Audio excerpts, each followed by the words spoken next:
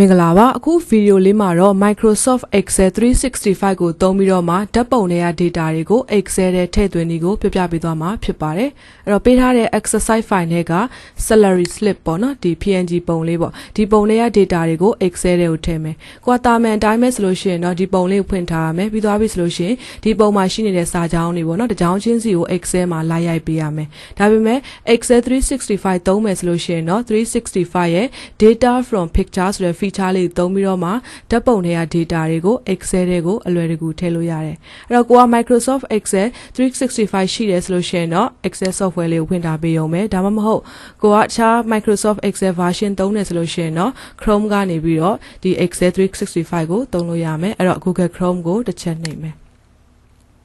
အဲဒီကနေပြီးတော့မှ Google ကိုထပ်နှိပ်မယ်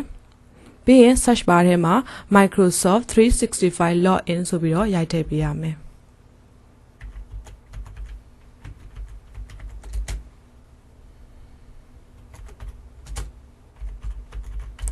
ပြီးရင် enter တစ်ချက်နှိပ်မယ်ပြီးရင်ဒီထိပ်ဆုံးကပေါ်လာတဲ့ Microsoft 365ဆိုတာလေးကိုတစ်ချက်ထပ်နှိပ်မယ်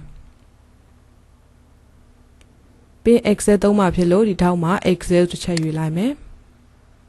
ပြီးရင်အဲဒီကနေပြီးတော့မှ blank workbook ပေါ့နော် workbook file လို့တစ်ခုယူမယ်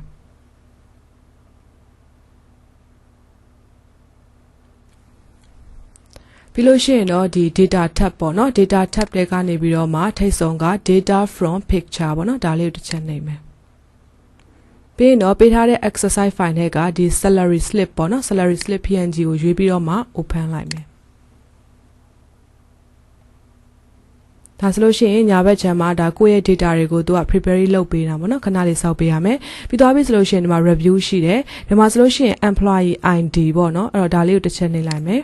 ဒါဆိုလို့ရှိရင်ဒီမှာရှိတဲ့စာထဲမှာဓာတ်ပုံထဲမှာပါတဲ့ employee ID ပေါ့သူကမမှန်နိုင်မှားနိုင်တဲ့ထင်တဲ့ data တွေကိုသူကပြပေးတာပေါ့နော်ကိုကမှန်တယ်ဆိုလို့ရှိရင်ဒါလေးကို accept လုပ်လို့ရတယ်အကယ်၍စာလုံးပေါင်းမှားတယ်ဆိုလို့ရှိရင်ဒါလေးမှာပြန်ပြီးတော့ပြင်လို့ရတာပေါ့နော်အဲ့တော့ဒါလေးကမှန်တယ်ဆိုတော့ accept လိုက်မယ်ပြီးလို့ရှိရင်နောက်ထပ် review တွေရှိမရှိပေါ့နော်ဒီမှာတစ်ခုထပ်ရှိတယ်အဲ့တော့ဒီမှာဆိုရင် bank name bank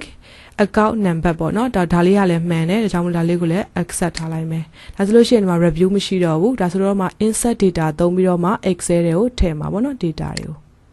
ပြီးရင် insert data ဆိုတာလေးကိုတစ်ချက်ထပ်နှိပ်မယ်ဒါဆိုလို့ရှိရင်တော့ Excel ထဲရောက်လာပြီပေါ့နော်အဲ့တော့သူ့ရဲ့မူရင်းဓာတ်ပုံ file နဲ့ပြန်ပြီးတော့တိုက်စစ်ကြည့်မယ် insert ထဲကနေပြီးတော့ picture this device ပြီးရင်ဒီ salary slip ဆိုတဲ့ပုံလေးကိုပြန်ပြီးတော့ဖွင့်ထားလိုက်မယ်ဒါဆိုရင်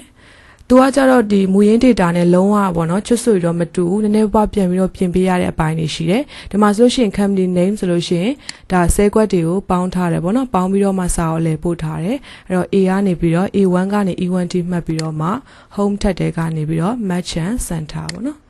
ဒါလေးကိုနှိပ်မယ်ပြီးရင်နောက်တစ်ကြောင်းဆိုလေဒီတိုင်းပဲပေါ့နော်ဒါနည်းနည်းပါတော့ကိုကပြန်ပြီးတော့ပြင်ပေးရမှာပေါ့နော်ပြီးလို့ရှိရင်ဒီမှာဘောင်ခတ်တဲ့အပိုင်းတွေရှိတယ်ဒီမှာဆဲခါလာဖြည့်တဲ့အပိုင်းတွေရှိတာပေါ့နော်ဒါလေးတွေကိုပြန်ပြီးတော့ပြန်လုပ်ပေးရမယ်